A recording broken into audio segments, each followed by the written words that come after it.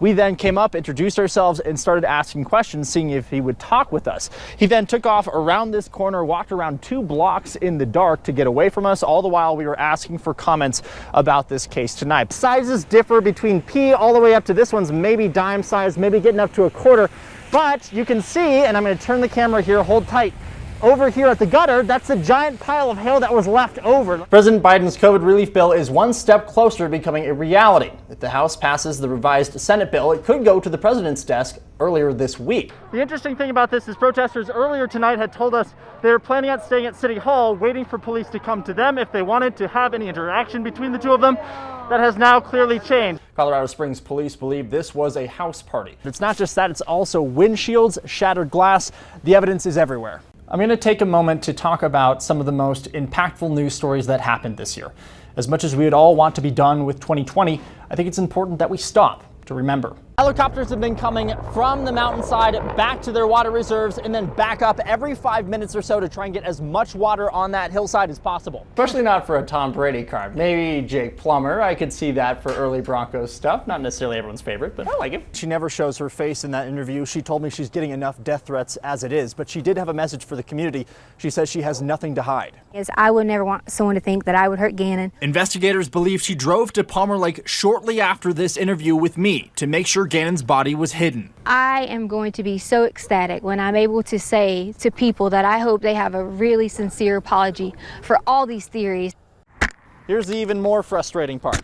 This isn't even the first time this summer we've had someone try and kill animals with antifreeze. Slapping one of these on the back of a convicted DUI driver's car lets all the other drivers on the road know about their previous driving history. It also doubles as public shaming, but some people are saying it's none of their business. Normally in a race like this, all of the runners would begin together on the starting line in one big mob. But in the age of COVID-19, only 10 runners are allowed on the starting line, all spaced out 6 feet apart, and then they'll go. Leaders, let those mourners in that crowd spend some time with each other. It's that community that is hurting so badly after the loss of 10 people just earlier this week here at this King Soopers. But it didn't stop at that, because they've seen this before. It looks great. I hope those are fireworks. They were not. The terrifying moment when someone opened fire on protesters at our state capitol in Denver. You can see everyone just hit the ground, wondering if they're safe, while officers run after the shooter. KKTV 11 News reporter Spencer Wilson was right there in the middle of it, the one taking the video you just saw, laying there in the grass. And Spencer, with all that in mind, it's good to see you tonight. We know you're okay. You've had a rough day, and everyone's okay. That's right, Don. Thank you. I appreciate it. And Denver police confirmed that there are no injuries from that shooting, but the much more peaceful protest before those shots changed into something very different. First, a protest. Then, during one of my interviews, He's wearing a mask. It looks great. everyone has to run for cover on the Capitol steps. No one is hurt, and police chase after the shooter, but no gunman is found. Just moments after protesters were shot at the state capitol, they've now flooded into the streets along Lincoln in downtown Denver, blocking cars and making sure that their message is heard. The crowds bring Broadway to a stop. Police have to stop a protester from attacking a man antagonizing them. I came out here today because I'm tired and I'm scared and I'm worried for myself and for people who look like me, because it could be me next. And I'm tired.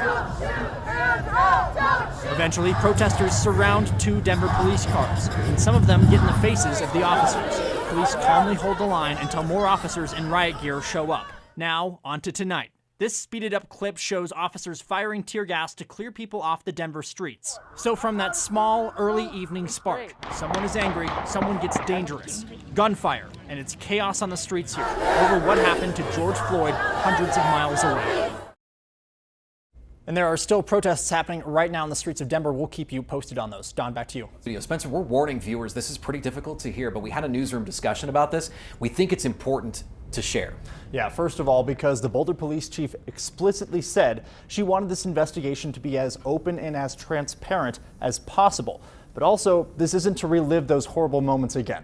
This is so everyone can hear the moments our first responders were called to save a Colorado community, called to race into the line of fire. And they answered. We have a report of shooting in progress. King Soopers, 3600 Table Mesa. Upgraded. in minutes to one of the most dangerous situations for officers. All right, looks like we have an active shooter. One of the first officers on scene still exiting her vehicle, not knowing what to expect. You can hear her car beeping as she opens her door. 204 party down in front of the store. Does not match the shooter description. 204 possibly 2 parties down. Going in blind, but police know they have people to save trapped inside. We have multiple calls coming from inside of people that have barricaded themselves inside. As they move into the store, 204 got another party down just inside the doors. they make contact with the shooter. 204 shooter is inside. He just shot at us twice. All units armor up. Officer Eric Talley is hit. Officer down inside the building. 136, we're in gunfight. Hold the radio. We're going to need to start a rescue task force. Hi, copy. We're taking multiple rounds. As more first responders pour in, it's chaos inside the grocery store. Multiple people down. So far, 1 officer down. Unknown status. We can't get to him. I'm up here. We got to do an officer rescue. With a shooter who could be anywhere. We do not know where he is in the store. And in the face of this nightmare, they're there. 4 uninjured parties I'd like to push out. Confronting danger, even if it costs their life, to keep Coloradans safe. Now, we've told you about these links to donate directly to the Boulder Police Department on our website and to the families and communities affected by the shooting. King Soopers is now also accepting donations at the register to help out their corporate family as well. You can capture a lot with a single shot. I feel like I have been at the right place at the right time a lot. Right now, with all of Allison Moix's gigs canceled, there seems to be a lot of time to find the right place or the right people. I wanted to kind of honor and thank all the people who are in harm's way every day to still help our lives run. Shots like these, capturing healthcare professionals decked out in protective gear, working to keep our community healthy.